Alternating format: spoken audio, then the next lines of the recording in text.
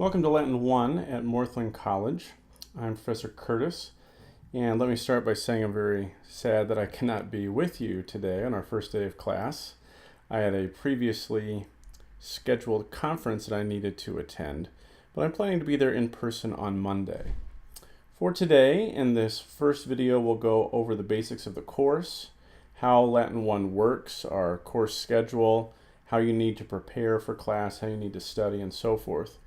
And then for the rest of our time together today, we will look at introduction to pronunciation, why study Latin, and how Latin impacts the rest of your course of studies. So, as I said, my name is Heath Curtis. I got my undergraduate degree with an emphasis in theology and the biblical languages at Concordia University in Seward, Nebraska. I took my Master of Divinity at Concordia Seminary in St. Louis and my Master of Arts in Greek and Latin in the classics at Washington University, also in St. Louis. For many years, I've taught Latin and Greek at the collegiate and the high school and the graduate level. Currently, in the past, I've taught Greek at Concordia Seminary, Latin at Concordia University in Austin, Texas, and I'm currently the Greek and Latin instructor at Wittenberg Academy. The other main thing I do in Latin on a daily basis is I am an editor for a translation of 16th century theologian Johann Gerhardt, his works for Concordia Publishing House. You hear that word Concordia a lot in my resume. That's because I'm also a Lutheran minister. A lot of our institutions and so forth are named Concordia, and continue to serve parishes here in southern Illinois. You see my email addresses here. Actually, as I'm recording this, my Morthland email is not set up yet. Hopefully it will be by the time you're viewing this. But if you don't get a response to that email address and you need to contact me, please use my Gmail address and I'll make sure that I get back with you. Well, what are we doing here in Latin 1? Well, you are here to learn to read, write, and interpret the Latin language of the Augustan period. That's roughly the New Testament era. The Emperor Augustus was emperor when our Lord was born in Bethlehem. And this course does fulfill an interdisciplinary course with biblical content here at Morthland. So what are the outcomes we're looking for you to explain the value of knowing Latin as it relates to the formation of our modern culture and society? Identify and parse Latin words studied during the course. We'll talk about what parsing means in a future lesson. Translate selected passages from the Vulgate. That is the translation of both the Old and New Testaments into the Latin language of the 5th century AD. It's a little late. The Latin of the Vulgate is actually easier than the Latin that we'll begin to learn of the Augustan period. You'll have no problem with the Vulgate by the time we're done with Wheelock's Latin. And 4, of course, you need to demonstrate an understanding of the vocabulary that we'll learn throughout the year. So what do you need for this course? You should already have a copy of Wheelock's Latin, the 7th edition. You should even be able to find that used, or if you picked it up from the bookstore, you're ready to go. 3x5 note cards. I'll talk about that in just a moment. I would really like you to use those to study. Talk about exactly how I want you to lay those out in a bit. You need a dedicated notebook or binder with college-ruled paper to take notes during class, or especially to write out your translations. You can, of course, take notes in your book if you like. But very good to have a notebook to write your translations in. And then for the quizzes, you'll need a laptop or a tablet computer with the ability to type in the Maori keyboard layout. What does that mean? Well, down here on a Windows machine are the various keyboards. If you install the Maori keyboard, you're able to type in Latin with the macron. Let's make that a little bigger. So liber is the Latin word for book, whereas liber with a long E, that letter in Latin is called E, not I.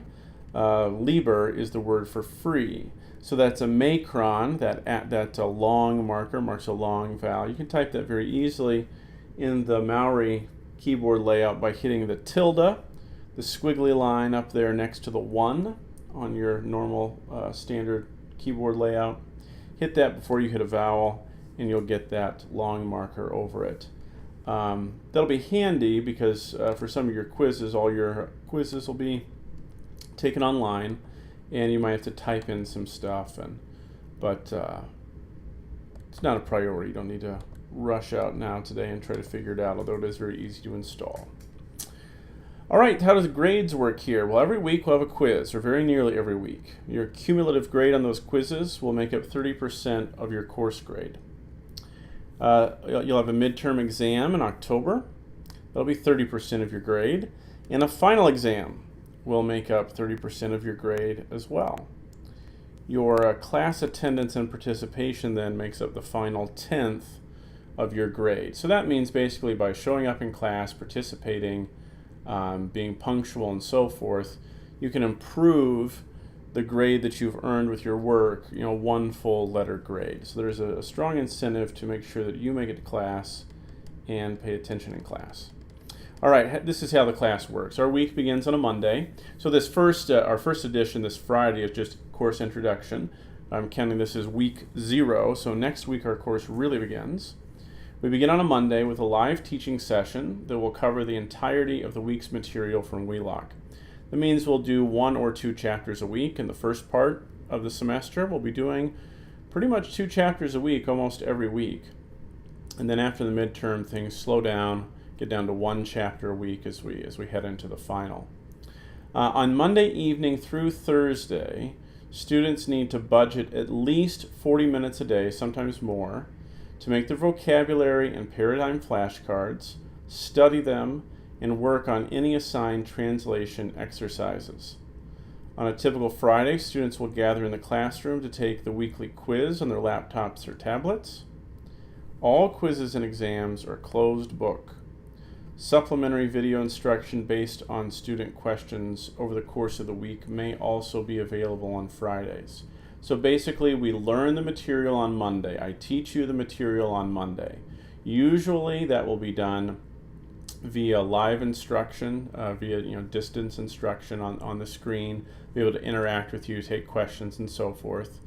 Sometimes when I am out of town or when we have a holiday that falls on a Monday, we'll have a video instruction like this one. And every once in a while, like Lord willing, this coming Monday, I'll be there live with you in the classroom in person. So the method of that instruction on Monday will change throughout the term, but we will learn every Monday, and then it is up to you to study. And then we quiz on Friday. Learning Latin is not difficult.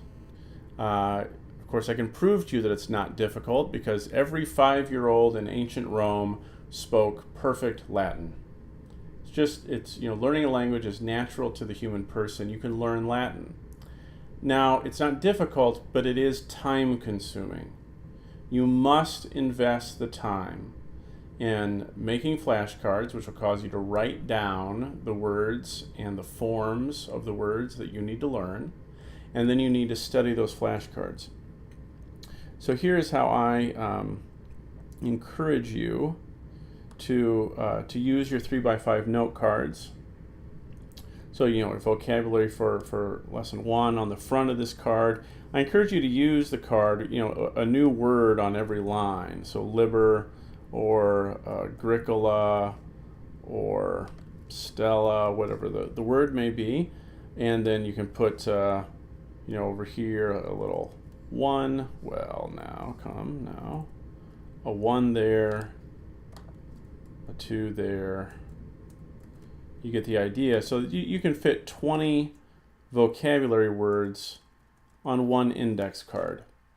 And then on the back, you'll list them as 1, well, that's book, 2 is farmer, 3 is star.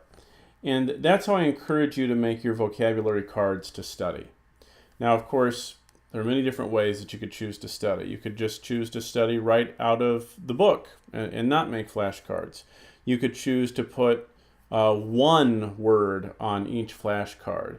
In the many years that I've taught Latin and Greek, I have found this to be the method that is the most efficient for your time and for your ability to carry around your cards with you.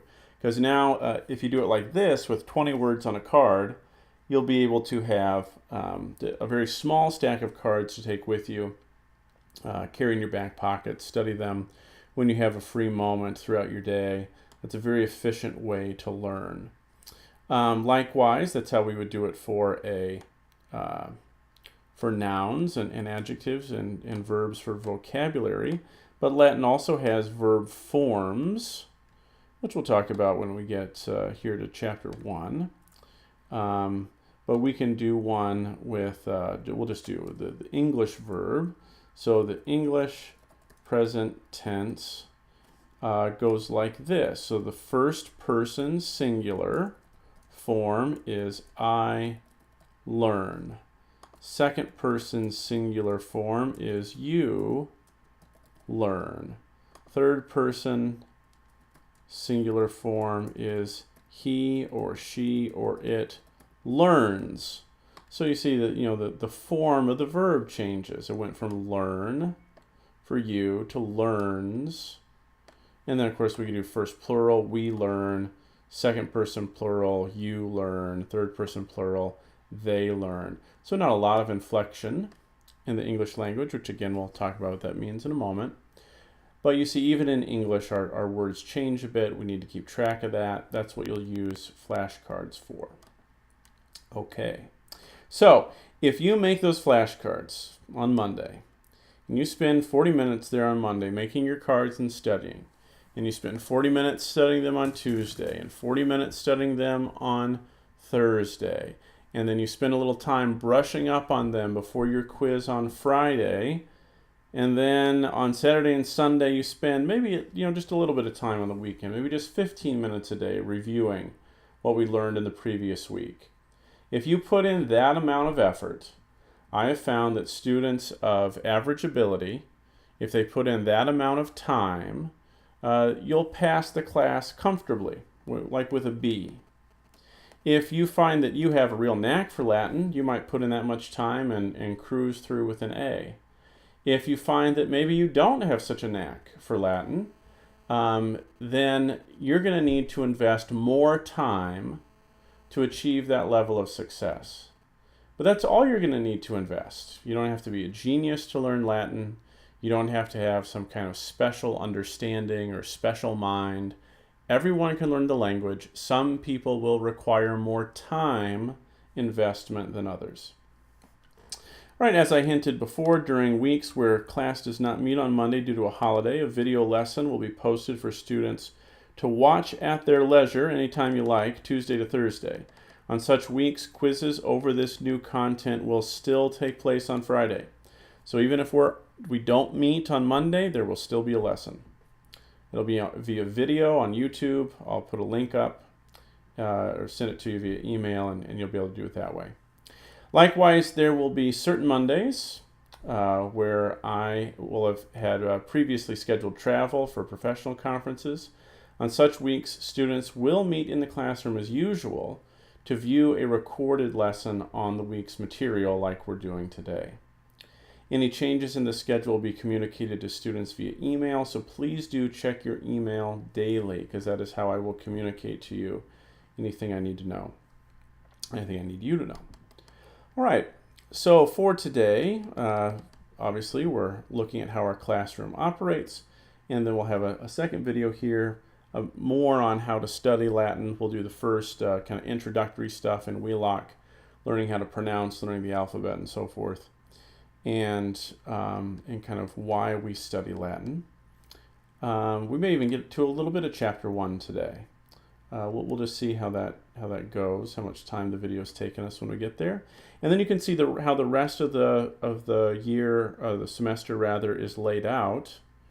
Again, during the first part of the semester, we need to do 2 chapters a week, so at any rate, Monday the 29th, unfortunately, I have another scheduled conference, so I'll have a video lesson that day. Then we've got Labor Day, so This coming Monday, the 22nd, I'll be with you live, Lord willing, in the classroom. Then the next 2 weeks, we'll have video lessons.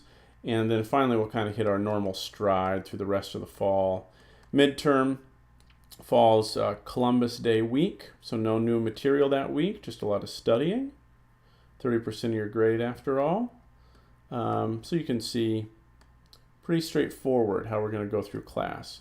So we'll close this video here, and in our next video, we will talk more about Latin and why we study it and how to learn it.